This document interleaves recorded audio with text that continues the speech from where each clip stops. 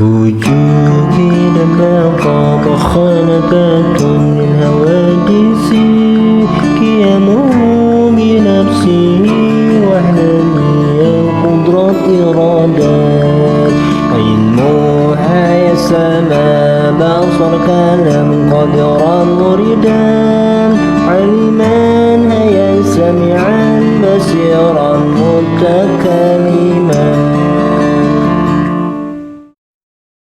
Assalamualaikum warahmatullahi wabarakatuh.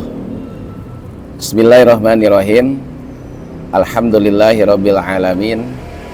Wassalatu wassalamu ala asyrafil anbiya'i wal mursalin Sayyidina Muhammad wa ala alihi wa sahbihi ajmain. Amma ba'du. Para pemirsa yang dirahmati Allah, mari kita teruskan kajian kitab Tijan.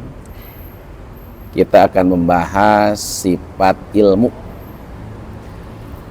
Bismillahirrahmanirrahim. Qala al-mu'allif rahimahullahu ta'ala wa nafa'ana bi wa bi ulumihi wa amadana bi asrori wa da'alina min barakati fid darain.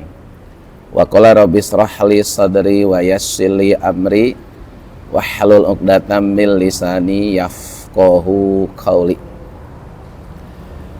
Bismillahirrahmanirrahim. Wa yajibu fi haqqihi ta'ala al-ilmu. Sifat yang nomor 9 yang wajib menurut akal bagi Allah yaitu sifat ilmu. Artinya wajib menurut akal bahwa Allah mengetahui. Apa arti wajib menurut akal? Alladzi la yatasawwaru fil aqli adamuhu.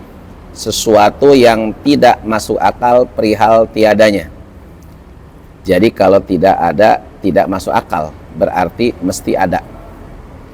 Apa contohnya? Akal menetapkan usia bapak lebih tua daripada anak.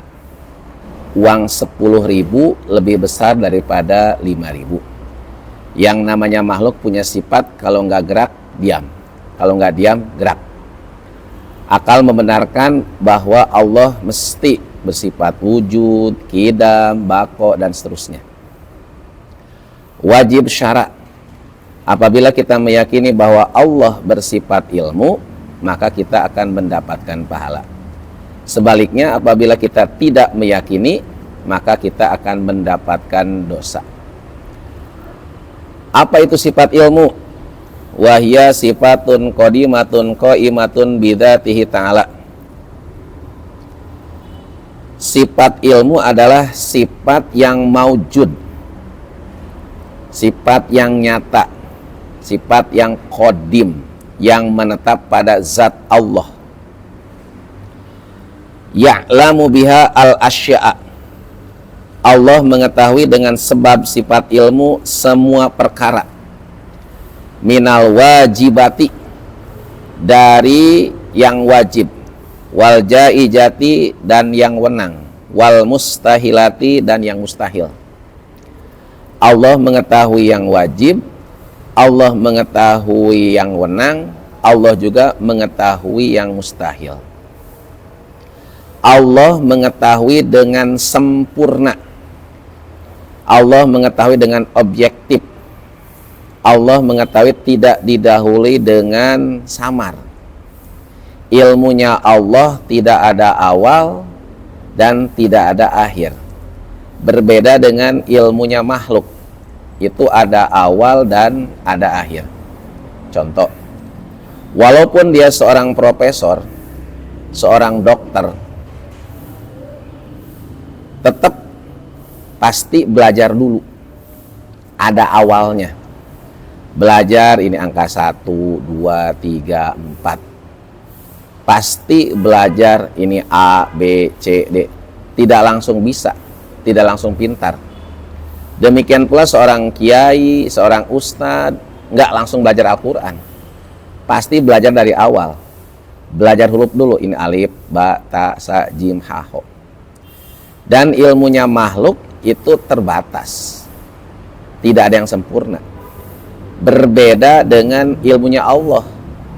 Maha sempurna dan tidak terbatas.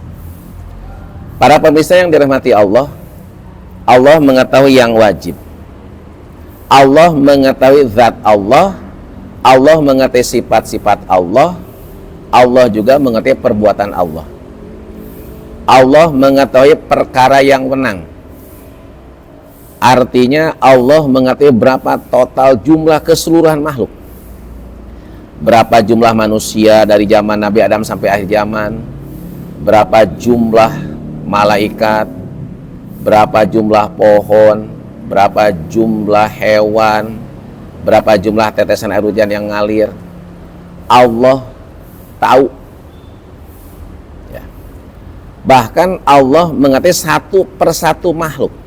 Misal, Allah mengetahui ini Ki Jaed lahirnya hari apa, tanggal berapa, tahun berapa, di mana lahirnya, umurnya berapa, ketika berkeluarga punya istri nanti punya anak berapa, meninggalnya di umur berapa, itu Allah sudah tahu. Bahkan Allah juga tahu organ tubuhnya dari ujung rambut sampai ujung kaki. Allah tahu. Makanya ilmu Allah sempurna, mengetahui database satu persatu makhluk. Ya. Bahkan kapan kiamat pun Allah tahu. Berbeda dengan makhluk. Kemudian Allah mengetahui perkara yang mustahil. Ya, Allah tahu. Seperti apa contohnya? Anak Tuhan, bapak Tuhan, ibu Tuhan, itu kan mustahil. Allah tahu. Allah juga tahu bahwa yang namanya makhluk tidak akan bisa bergerak dan diam berbarengan. Allah tahu. Jadi, para pemirsa yang dirahmati Allah, ilmu Allah sebagaimana diilustrasikan oleh Kanjeng Nabi, seandainya lautan dijadikan tinta, ranting-ranting, daun-daun dijadikan lembarannya, itu tetap tidak akan sanggup untuk menuliskan ilmunya Allah.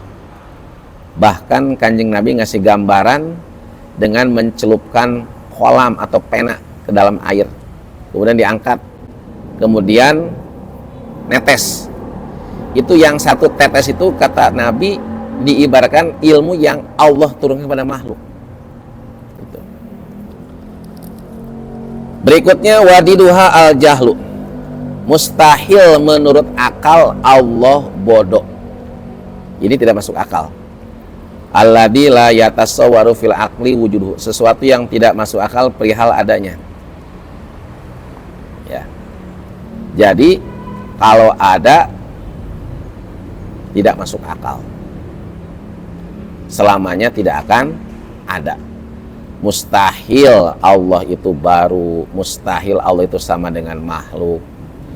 Nah, termasuk misalkan uang 2.000 lebih besar daripada 5, itu mustahil, tidak masuk akal.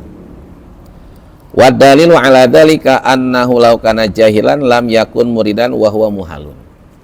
Ini dalilnya ada dua, dalil akli dengan dalil nakli. Seandainya Allah bodoh, tidak mengetahui segala sesuatu, maka Allah tidak akan disifati dengan sifat irodat, tidak akan berkehendak. Apabila Allah tidak berkehendak, maka ciptaannya karena terpaksa. Bila mana terpaksa, maka lemah. Bila mana lemah, maka baru. Sedangkan Allah baru mustahil. Bila mana mustahil Allah baru, maka mustahil Allah lemah. Bila mana mustahil Allah lemah, maka mustahil Allah terpaksa. Bila mana mustahil Allah terpaksa, maka Allah wajib bersifat irodat. Bila mana Allah bersifat irodat, maka wajib Allah bersifat ilmu, artinya mengetahui. Adapun dalil naklinya, wa huwa bikulli syai'in alim, surat Al-Hadid ayat 3, yang artinya wallahu bil murad, dan dia Allah maha mengetahui segala sesuatu. Bahkan Allah mengetahui isi hati manusia.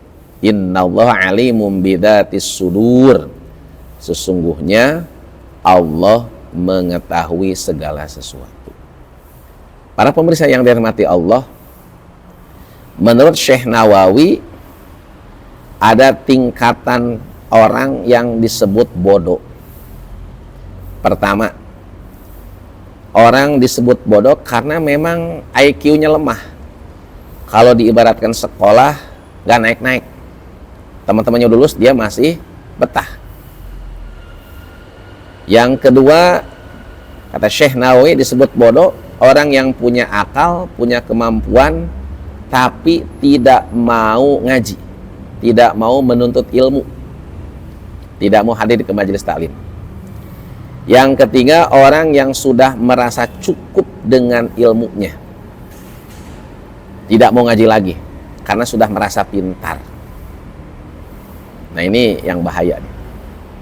Nah, hadirin jamaah rahimakumullah, yang harus kita sadari, kita ngerti itu semua karena dari Allah, ilmunya dari Allah Subhanahu wa ta'ala. Demikian yang disampaikan, kurang lebihnya mohon maaf. Wallahu muwaffiq ila aqwamit thoriq. Assalamualaikum warahmatullahi wabarakatuh.